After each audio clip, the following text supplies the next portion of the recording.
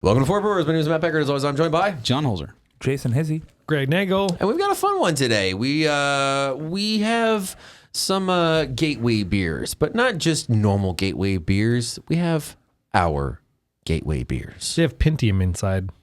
What? they have a cow. They came in a box with a cow pattern. you mean Intel inside? And no, Pentium. He's right. Is he? Well, you're both right. Pentium 'cause Intel slot makes D, a man. Pentium. I'm still lost. Yeah, Gateway was a computer Gateway manufacturer. Computers. That was my first computer. I paid $1,600. Oh my God. Yeah, Oh, and wow. I had to get like my own line of credit with Gateway and everything. I paid Back in the year 2000. I paid around. I paid around that for a Hewlett that was Packard in amazing. '93. I couldn't afford HP.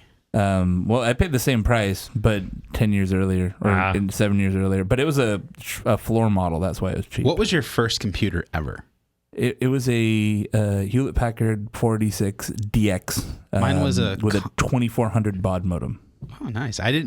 I was late to the internet game. I had a friend who sadly died of cancer, but I remember I was at his house and he had it was a Commodore kind of computer, but with the phone and the whole thing. Oh yeah, man. And he's like, yeah, there's this thing called bulletin boards. They're really cool. Like you can put things on the bulletin boards and like people you can trade stuff. Yeah. And I'm like, I don't know what the fuck you're talking. And I was probably 16 or something. Yeah. But yeah, my first computer was a Commodore 128, and I learned a lot about stuff on the computer. Yeah. Technically, I had He learned what makes a woman a woman. That was a shitty computer. Technically, I had an Atari 800 XL computer, which was like a little all-in-one computer with a keyboard on it, and then it had a cartridge slot in the top. Really? But I only used it to play games. Like, all I did was put games in the cartridge and use it like a janky Atari. Yeah, man. What was your first experience with like a CD-ROM drive? Wasn't that the coolest thing ever? Yeah, like I it could was put on a that CD same in my HP. computer. No, because we ended up buying a computer from like Best Buy with a CD-ROM drive, and we had one game, and it was horrible. Dude, man.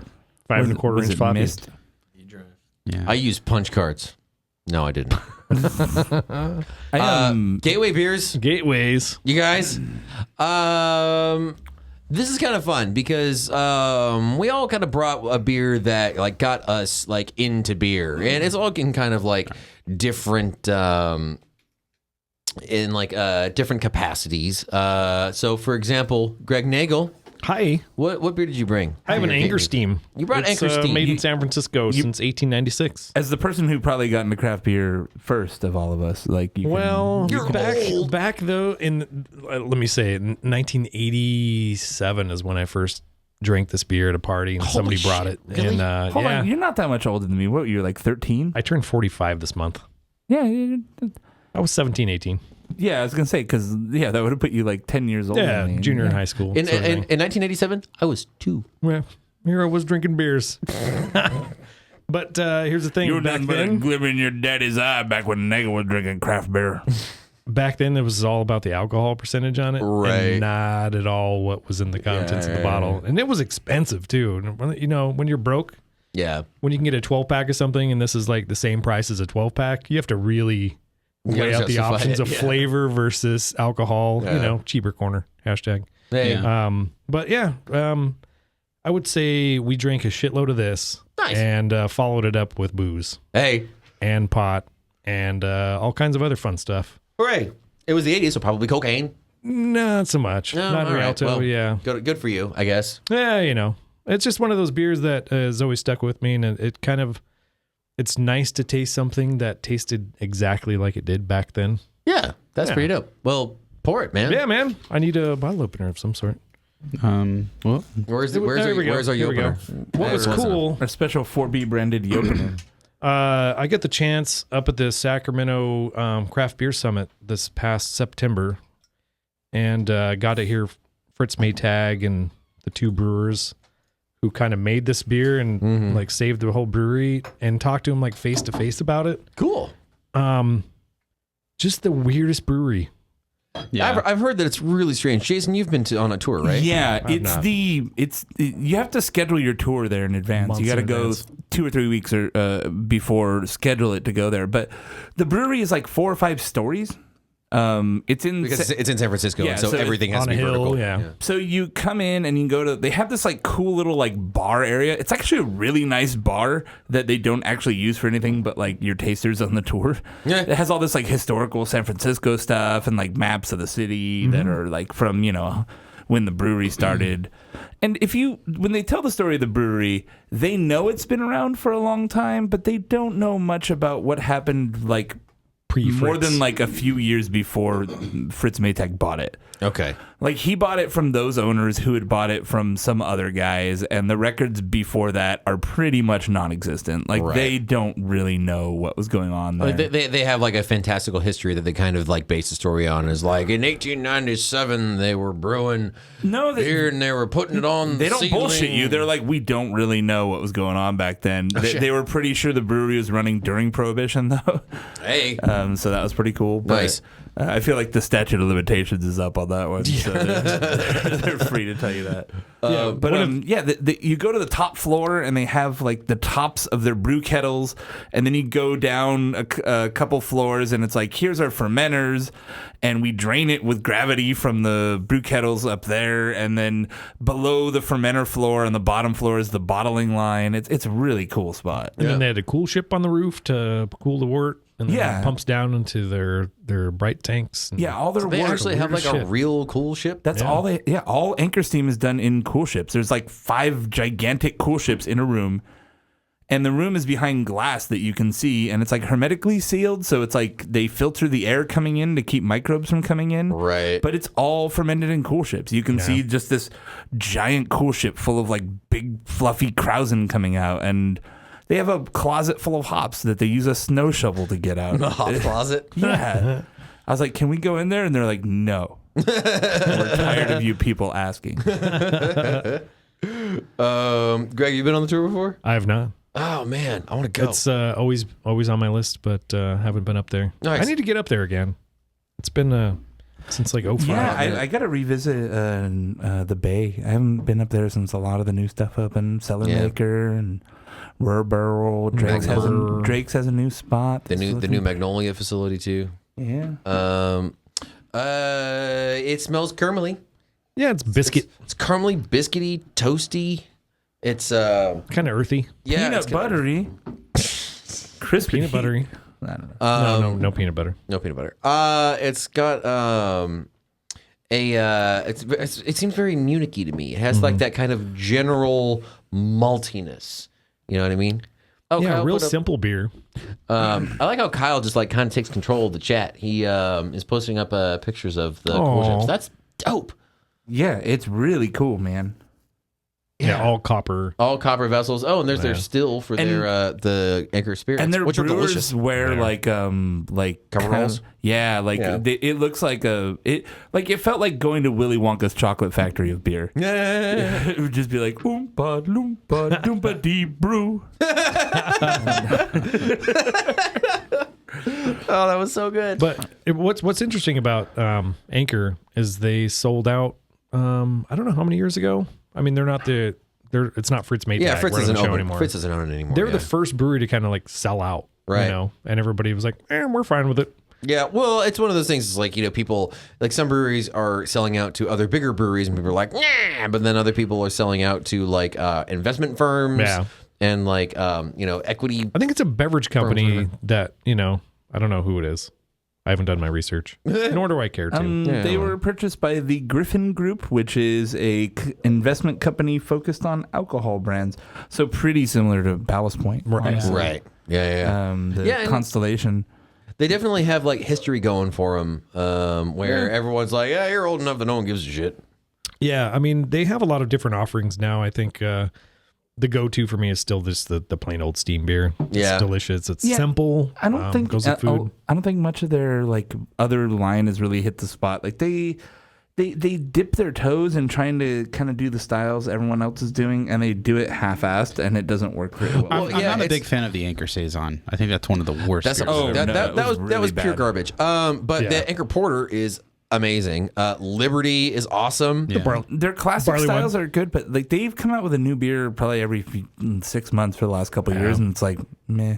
Yeah. Swing and a miss. Yeah, but Anchor Steam, this stuff kicks ass. Yeah. Like I don't know why I don't drink this. Did you Good know burger that? beer. Did you know that they naturally carbonate this beer? They don't force carbonate it. They close off. Well, they have sealed fermenters, and they fill them like 60% and let the wort ferment out, and then they pressurize them, and then they fill the rest with fresh wort so it carbonates. Croisening. Oh, they're croisening, yeah. Okay. Which I've never seen a big scale brewery do in the U.S. Like, just everything they do is like, we do it weird because that's how we do it, you know? I thought they open ferment, though. They do, but like they open ferment and they put it in a tank. And then after that's done, they'll take fresh fermenting wort and put that into the tank, and that's like their German conditioning technique. vessel. So it ends its life in a sealed fermenter. Yeah, that's their like conditioning carbonate. They're bright essentially. I didn't know that. Okay. Yeah, it's such a weird, cool brewery. Like, it's a must go if you're up there. They have nothing to do with Anchor, but BrewDog does the same thing. Like they close the fermenters and let it naturally carbonate. And as far as I know, that's the last thing I heard from them. So Yeah, that's pretty old school in Reinheitsgebot-ish. Yeah, for sure. I think Anchor gets it right in the Reinheitsgebot. I think hit it right in the Reinheitsgebot. I think Anchor, a lot of their stuff is like, we bought this weird German brewing system from, a gajillion years ago, and that's how it worked. This is how we deal with it. And and like, I don't know, we've been doing it now. It works, so we'll keep going. Yeah, the story of how they like pieced it all together was like a miracle that beer came out the other side. Yeah, how's that? Do you know the story? Just like they sealed. I think we talked about this, that Brewer's tar, or how they sealed the inside of the Brewer's pitch. Yeah. And somebody like lacquered the inside, and they're like making beer with like lacquer on the inside of the thing. They didn't know. And they're like, yeah, that's bad for the beer. And they had to pull all the kegs and they were surprised when like people would get the beer and it would sit on tap at some like I don't know, some pub somewhere in San Francisco. Right. And nobody would fucking drink it because they're drinking, all the Augie Busch beers and stuff like that back in the day. And he's like, our beer would get sour, so we'd have to go in and like swap kegs out because we know the beer would just have, bacteria in it. Super gross. Yeah, I mean, that was like 70s. Right. Back when that was like just an understood thing. Right. Like, Until they literally figured out the whole brewing technique because there was no books. Wow. Yeah. Yeah, it reminds me of like going back to the brew house thing. It reminds me of Prost. You've been to Prost? Oh my God. One of the raddest places. Yeah. It's just like this German style brewery in the Denver area. And like same thing, they found like this old school like copper German brew house, and they essentially just ripped it out and just put it exactly like it was. Like they've got like the big like turny wheel type valves and shit. It's pretty rad. I remember reading somewhere too that when Anchor first opened, Fritz Maytag basically was like, all right, now I need to learn to brew, and went somewhere, was Siebel around back then? Somewhere equivalent, like where he went to some sort of brewing academy where he's like, I got to learn how to actually do this shit. Siebel's been around since like the 70s, I think, so it's probably Siebel. Yeah. Well, right on. Anchor kicks ass. Anchor Steam. It's still a solid beer, man. It really is. The Anchor Steam is, it's not one I'm going to drink all the time, but for a malt forward, like just classic beer, it's kind of British, very British influence, but yeah. It's got a little bit of that minty Northern Brewer hop thing. Yeah, for sure. I like minty woody. I like Big it. Northern Brewer. Yeah. It's quite yummy. So John. Hey. Moving on to the next story. So my beer is not a craft beer per se, but it is a gateway beer. It's not a craft beer at all, actually. Yeah. It's a Newcastle brown ale. Newcastle. In a clear bottle. Is it a clear bottle? It's a nut brown, or is it just a brown ale? I think it's Newcastle brown ale. So something Didn't it used to be called nut brown? No. I don't think so, no. No, never. I'm thinking of L. Smith. It's got the iconic blue star and the text "Drink Cool." Drink cool. Does that mean like put sunglasses on? Clear bottles, man. Yeah, exactly, bro. You gotta like drink it cool. Looks like it's time to Those damn clear drink bottles. a Newcastle. Yeah! And now that I know a lot about beer, it's like, do they put that on there because it's like, if you drink it warm, it's gonna suck. Yeah, there's a lot of stuff going on with this, but Or maybe it's from an era where people didn't know any better. They're like, do I drink it? Do I just drink it like it is in the room? it could be. I mean, is there a date like Maybe they all like to do like since Perhaps whatever? I should drink it cool. I don't fucking know, but When was the last time everyone had Newcastle? The shopkeeper and his son, they were another story altogether. I cannot remember the last time I had Newcastle. Me either, honestly. I ended up on their media list, and they shipped me a bunch of stuff, and I was like, dude. Didn't they do an IPA? Yeah, they did an IPA and like a porter. It was terrible. It was garbage. All of them were awful. Yeah. Like truly awful. Hot garbage. Just like Anchor, Newcastle has been kind of trying to be like, well, this is the thing now, and they Guinness are too. trying to do the styles that people like, but they're really half-assing them, and the beer isn't any good. You know, it's like, oh, we have a blood red werewolf ale. I'm like, all right, I like your marketing. It's like, oh no, that beer's just garbage. It was horrible. I heard Guinness rebrewed like an old porter recipe that's like a 3.8%. I did hear about and that. I heard one. it was good. Yeah, that I heard. That's on my radar. But then the Nitro IPA was fucking awful. Yeah. And then they also have like American Blonde Ale or something made by Guinness. Ugh. Yeah, whatever. Yeah, gross. Which is contract brewed by American breweries. Yeah, strangely enough. But it's branded as Guinness. So. Yeah. Hello, skunk. Yeah, this beer smells like armpit. Like super bad. Zach has violent reactions to skunk beer. Oh wow, it is skunky. Like it makes him physically ill. It is in a clear bottle, and What's the scientific term for skunky again? Not isovaleric. No, not trans-2-nonenal. Is that trans-2-nonenal is the that's oxidation. That's the oxidation. Yeah. I don't remember. By the way, if you want to listen to the Nitro IPA show from Guinness, that was season 2, episode 43, back in October of 2015. So there's that. So this beer, okay. Yeah, what was your story? I would not drink this beer now, obviously. Obviously, I wouldn't drink this beer now. But no. Back when I first had this beer, I was drinking Bud Light, Coors Light, and there was the battle between Bud Light and Coors Light, which one was the best, and I settled on Bud Light eventually. But I think it was 2001 or 2. I went to a Carrot Top.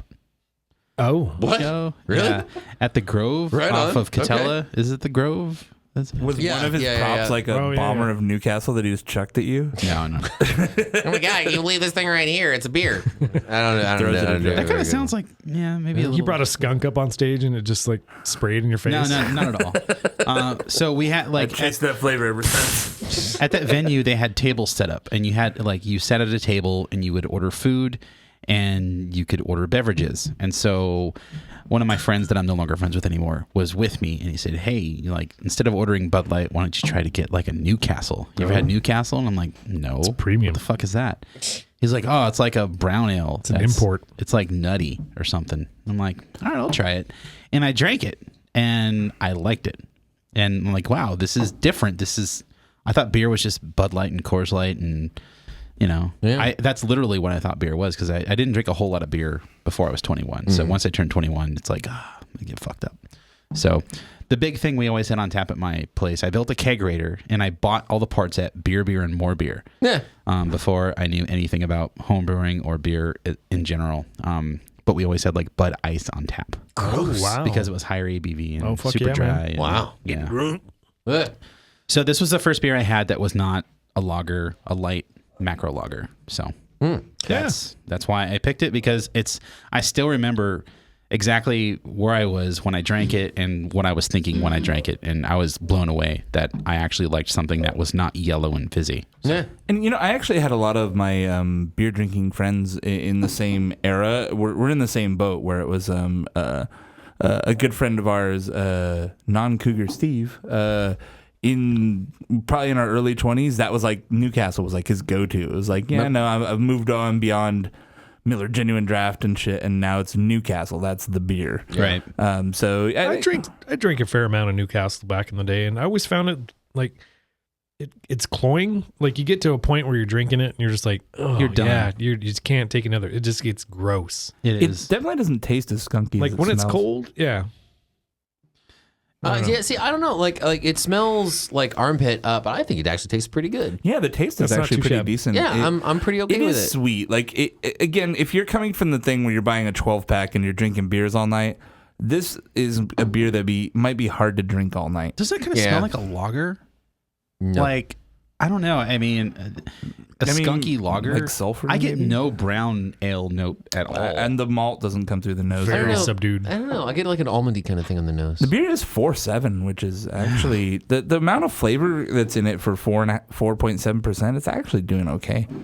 Yeah, I'm really not hating it as much as I expected to hate it. It's sweet, but yeah, it's a fucking English beer. You know, so yeah, I'm not hating it at all. Actually, except for the smell. As long as I don't have to smell it. But you're not going to buy a 6-pack tomorrow. English people are not. They're like, I like sweet things.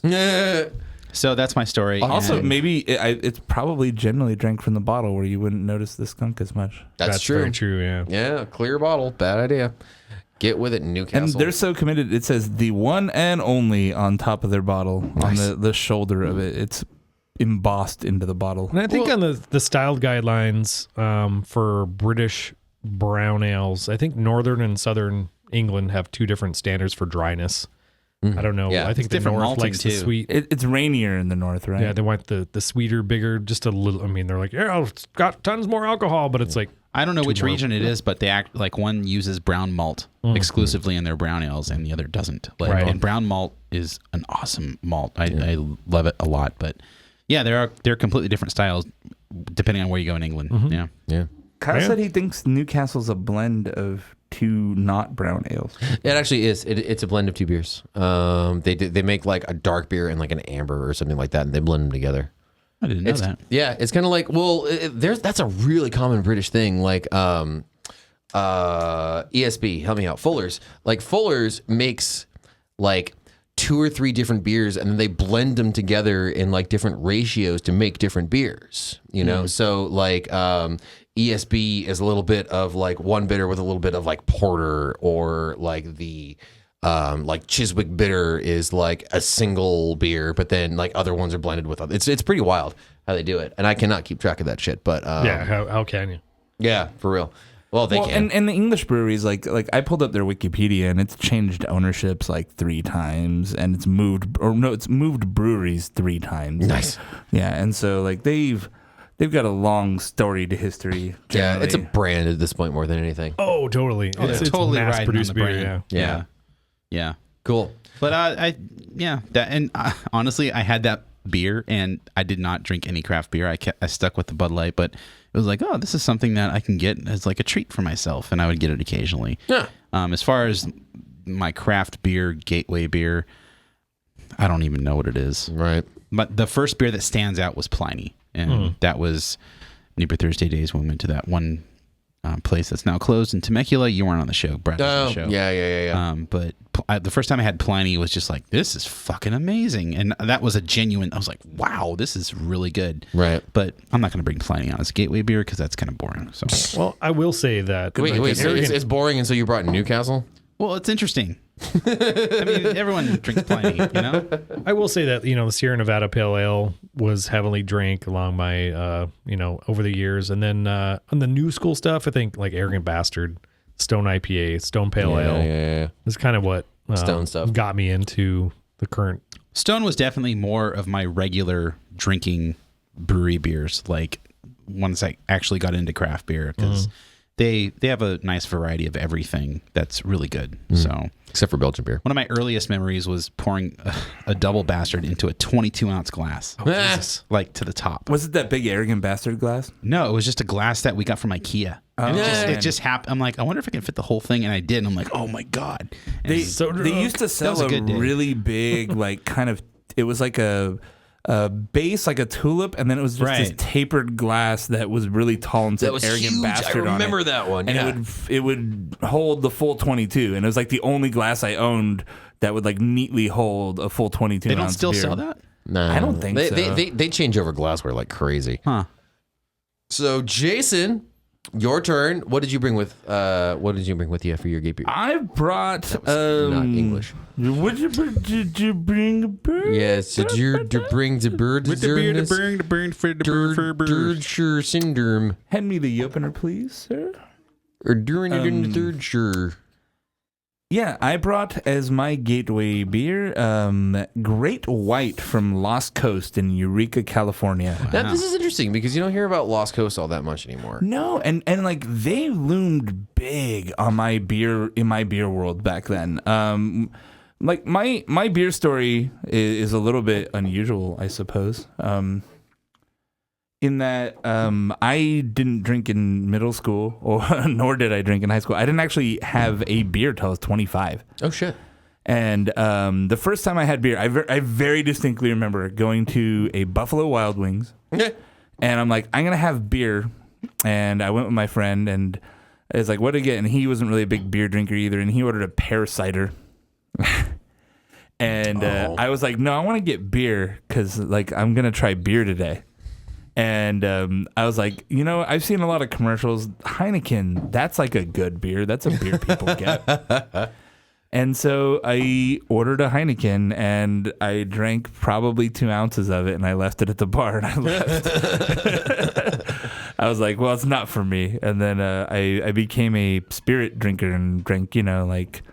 whiskey. Yeah, I'd be like, give me an adios. No, I'm like a novice drinker, so I'm like, oh, give me a liquid cocaine shot. What's the strongest shit you got? I'm crazy. Oh, shit. But eventually I started trying beer again, and we talked about on the other show that, I would go to Bevmo and be like, let's try beers of Japan today, and we would buy a bunch of beer, and right. Let's go to England, and I'd be like, let's never go back there. And well, yeah, I remember doing that with my friends too, where it's, you get this hair up your butt to try new stuff, and the problem with stores like that is it's not usually fresh, and you don't know what you're in for because you don't know anything about beer. So it's really hard to just pick random beers to sample, you know what I mean? Yeah, and back then, God, man, it was a total crapshoot. And the selection wasn't even, even if you did have good stuff there. I mean, like, the amount the scene has changed in the last 10 years, it's insane, the level of selection we have. Bevmo used to be like 80% import, basically, and then they had a small handful of American craft beers that took off like half of one aisle, and, that's become the opposite now. Yeah. And so eventually, one way or the other, I don't remember where I first discovered it, but I really fell in love with Lost Coast Great White. I liked white ales in general. I liked Hoegaarden and all those, but Lost Coast, that one particularly stuck with me. Definitely a good gateway beer. I mean, for you, it wasn't a gateway though. Like, so you never had like the macro stuff before then? You just like kicked it off with craft beer? Pretty much, yeah. Wow, that's... Yeah, I never That's really. Amazing. I later got into macro beer as the host of the co-host of Cheap Beer Corner. I didn't really drink. Right. That's what's unusual to me because like you're such a fan of cheap beer. So yeah, no, it wasn't like I drank all that before and now I've moved on. It was actually kind of the opposite, where I was like, well, now that I drink beer, let's try this 30-pack of beer. Why is this beer $1.50? Yeah, holy shit, that's really affordable. I can't pass up a bargain. I drink the shit out of Miller Lite for maybe like 8 years straight. I don't know what it was. Just it was cheap, and that was my entire childhood. My dad drank Miller Lite. My whole High Time. Miller High Life was like my band's like beer. Like I genuinely liked that beer. It was really, really good. Yeah. I actually have a High Life neon sign in my garage.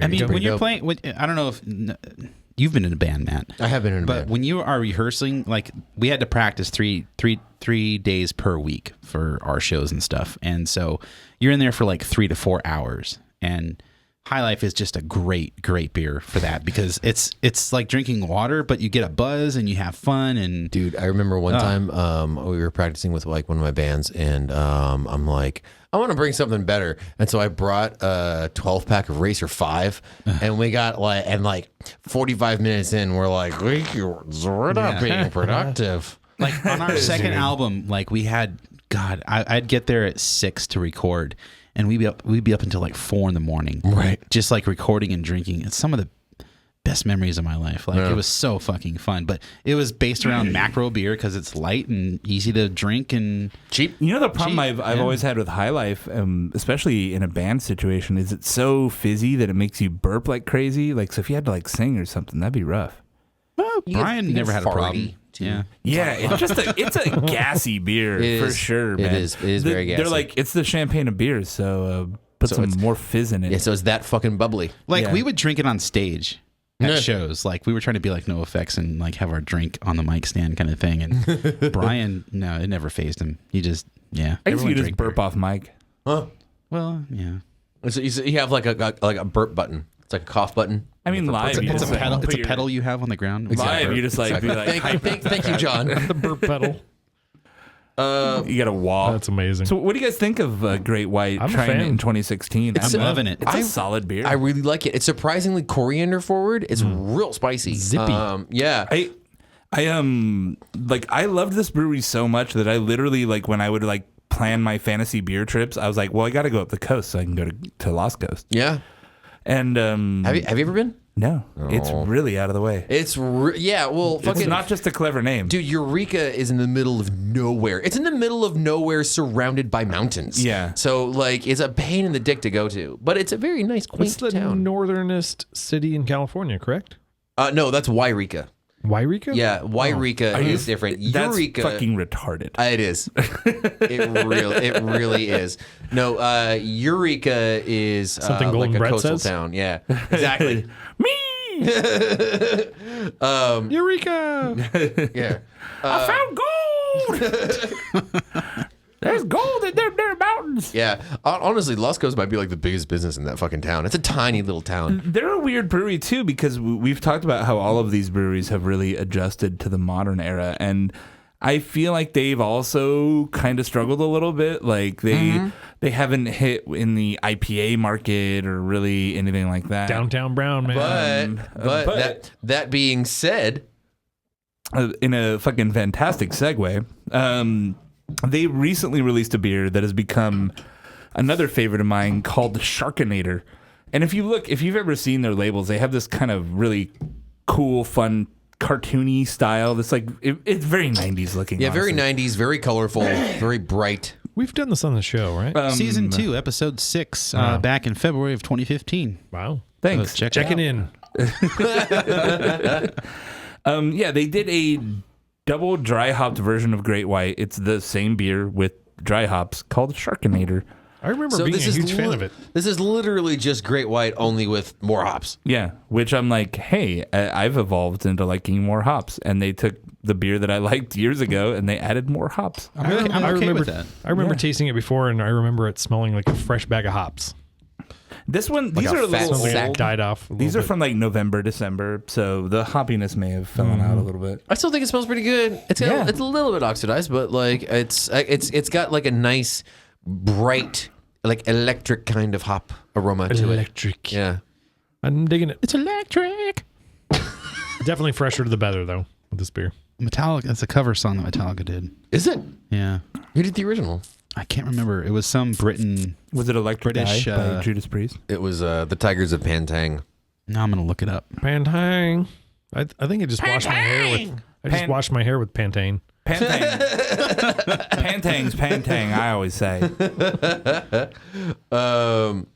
Yeah, this is really nice. I think it's really tasty. And it's nice because you still get that like It's by hoppiness. Diamond Head, by the way. Diamond Head. Yeah. Close enough. Sorry.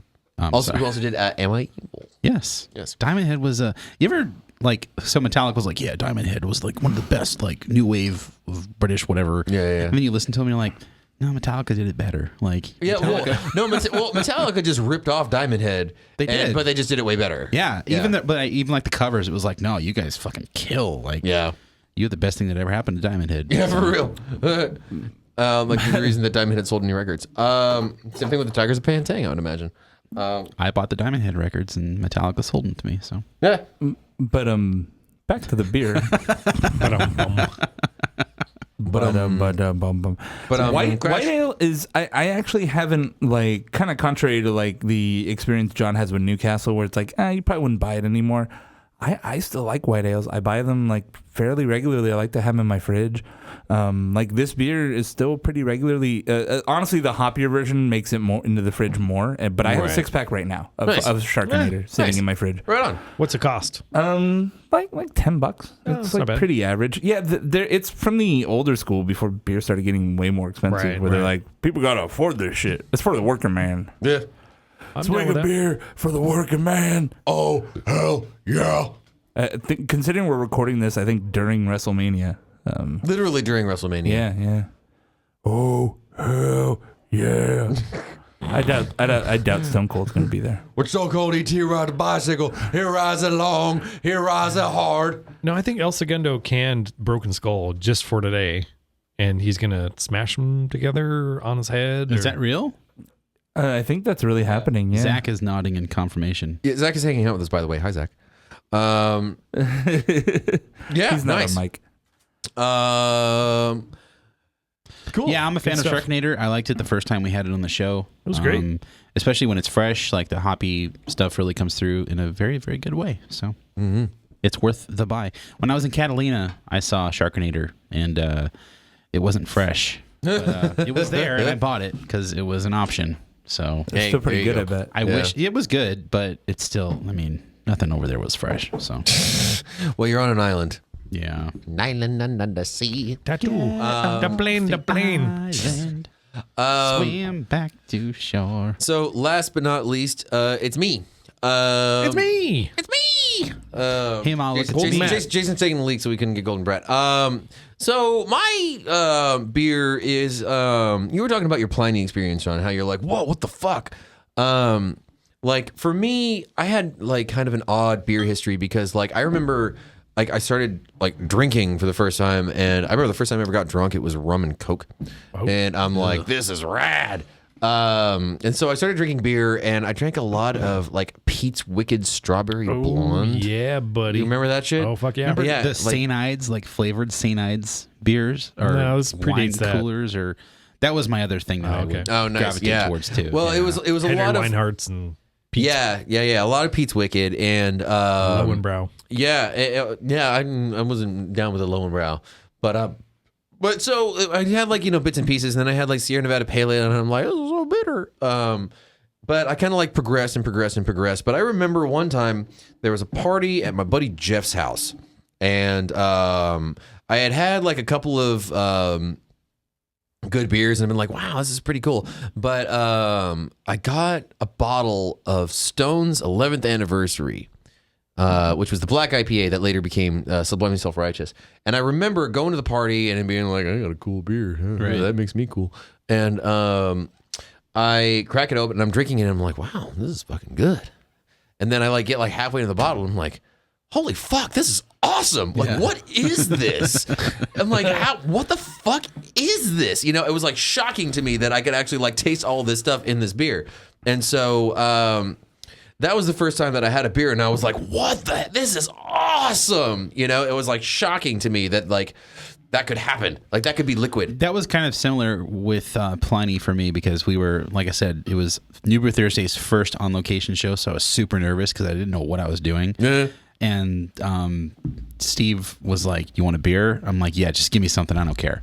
And Right. I had craft beers before then because we had been doing the show a little bit, and he gave me a beer. He's like, "Well, this is the beer we're doing. It's called Pliny the Elder. Drink it, and so you can get a feel for it." I'm like, Right. all right. So I drank it, and like I was parched. I was nervous, and so I was in same reaction, like, "Oh my god, this is really fucking good." Like, what the fuck is this? Yeah, and I go, "This is the beer we're doing?" I'm like, "This is awesome." Like, Yeah. this is so cool. So yeah, similar experience. Yeah, well, unfortunately, they don't make Sublime Self-Righteous anymore because apparently people didn't buy it. I was obviously out of the room during the beginning of your story, but the first growler I ever bought was the Stone 11th anniversary, which Was it really? Yeah, Right which on. became the Sublimely Self-Righteous. Well, Matt's yeah, first yeah. bottle, like he said, was Sublimely Self-Righteous. Yeah, I was at a party and had it, blew my brains Or out. 11th anniversary, I should say. Was Yeah. it was the 11 you had then, Literally. not the Sublimely? Yeah, Yeah, it was actually the 11th anniversary, Yeah. and the best part is I like this beer like blew my brains out of my skull well. And so I'm like, I need to buy all of the beer. And so I bought like a case of it. And I actually think I still have one. We actually like have watched the full evolution of that beer, where it was like, it's a limited one-off. Oh, it was so goddamn successful. We're going to make it a year-round beer. And it's died out, and we're canceling it. Yeah, seriously. But still, one of the best beers Stone ever made. Like, I was a huge fan of that beer. I never had the original 11th anniversary, but I would buy that beer on the regular, like, a lot. Yeah. That beer made me love Black IPA. Yeah. Yeah. Oh, well, that being said, while we don't have Sublimely Self-Righteous, we do have Black Enjoy By.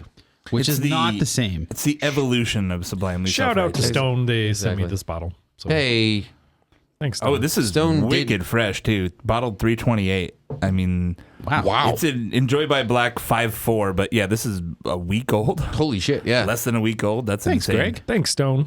Super aromatic. It's like surprisingly fruity. You know, it's got a lot of like fruity notes to it. I always expect, for me, like Black IPA, I always figured was like, pine and black. You know, that's how that I like went roasty together. character too. It's like a dark, aroma dark for fruit a Black is what IPA. I'm getting. Yeah, I can like see that. Plummy, maybe? It's Plummy the Elder. Honestly, though, if you were to smell this without looking at it, would you think this is a Black IPA? It doesn't smell roasty at all. Smells just I disagree. dank. I do get some like cocoa character on it. I don't. This is like danky, hoppy. Smells like a forest. Yeah, it's got a little bit of dusty cocoa. I get no dusty cocoa. You get some smoke pinky. You need to try harder. Hey, Dusty Coco, she works Thursday nights down at the club. No touching. Don't.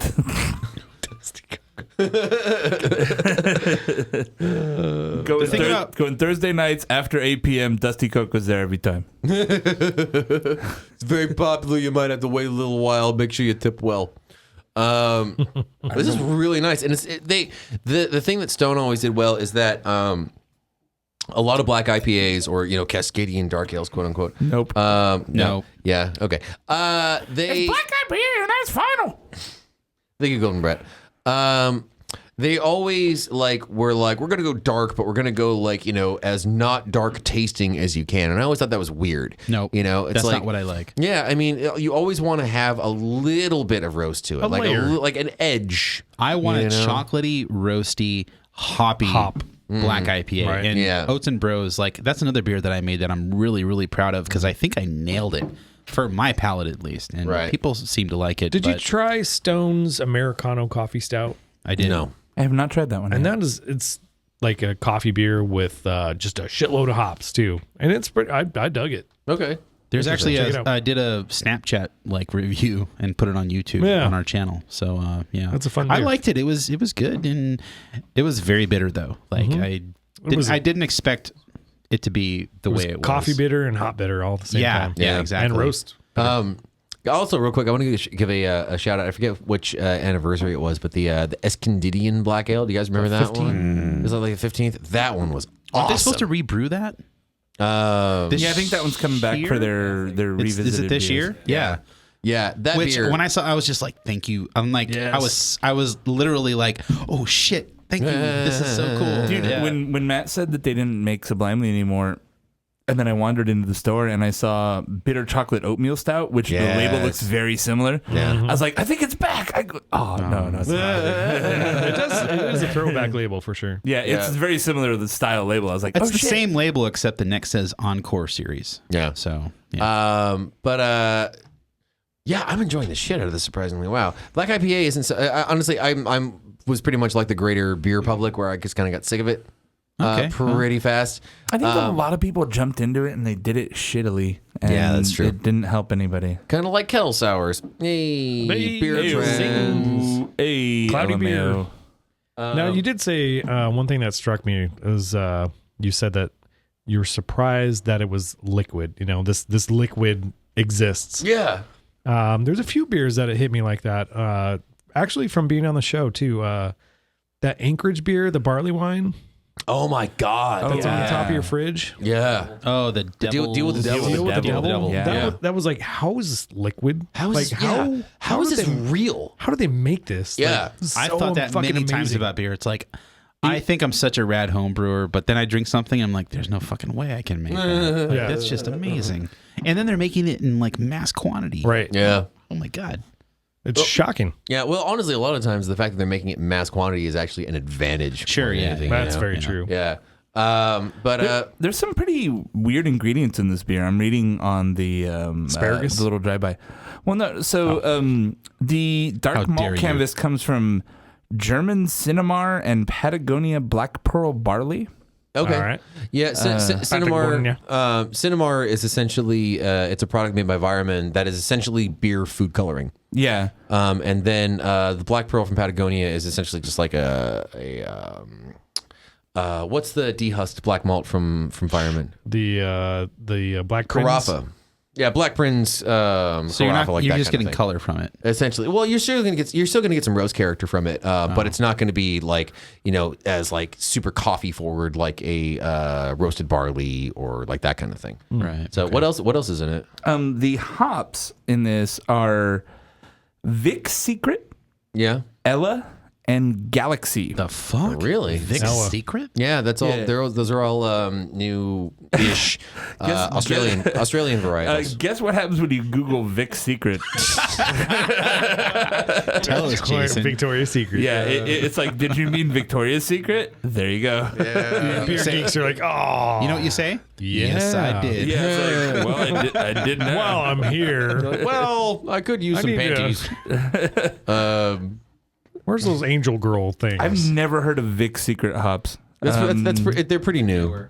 Yeah. It's a happy accident, right? Yeah.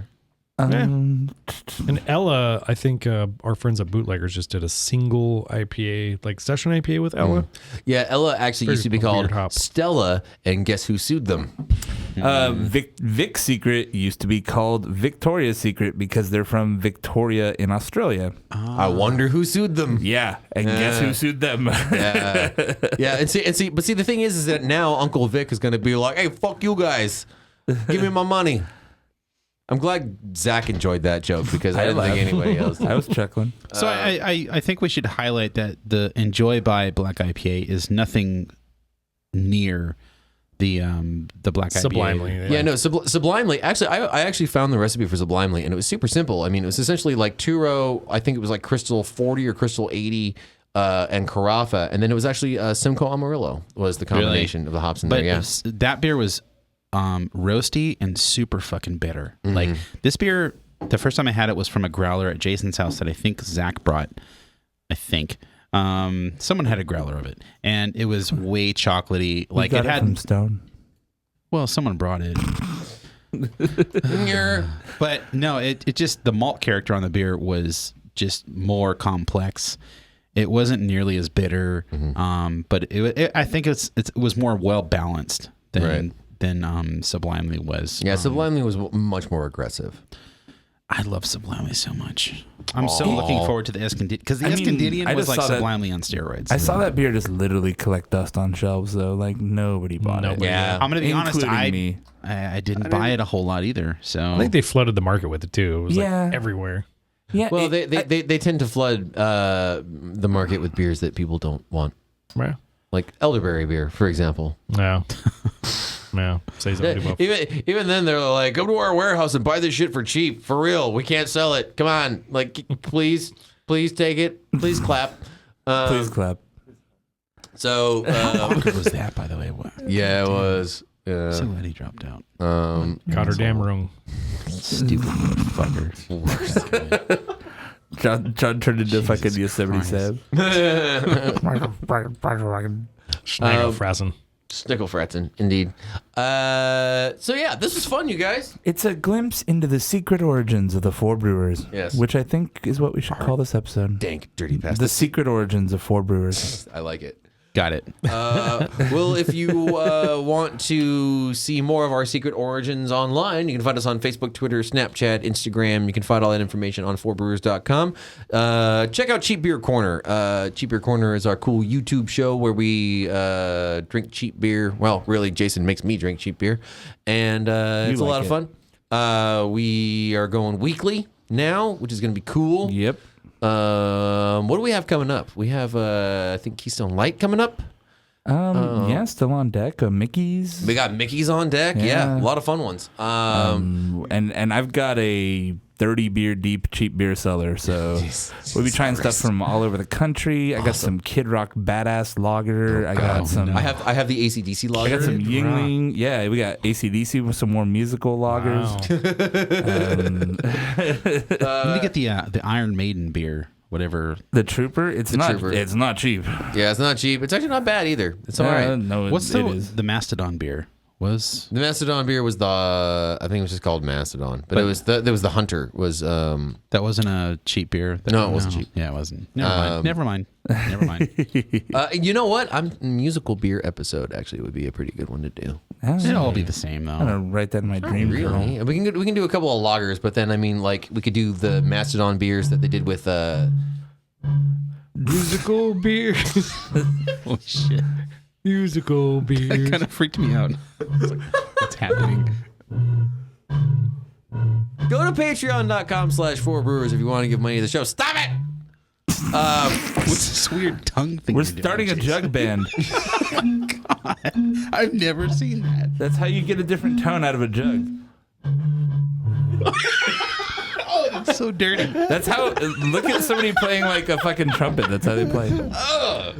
Patreon. I'll play your trumpet. If you just listen to this train wreck and you're like, I want to give those guys money, go to patreon.com/4brewers and you can give us $1 a show, $2 a show, whatever you like. Every little bit helps. That's patreon.com/4brewers. And subscribe to our YouTube channel, please. Yeah, subscribe to our YouTube channel where we got Cheaper Corner, and we also have John's mini reviews. Which has been a lot of fun. We might do some other stuff. We're going to experiment with YouTube. We're going to play around a little bit because YouTube is fun. If you want to get in touch with us directly, you can hit us up at feedback@4brewers.com and brew the shit out of it.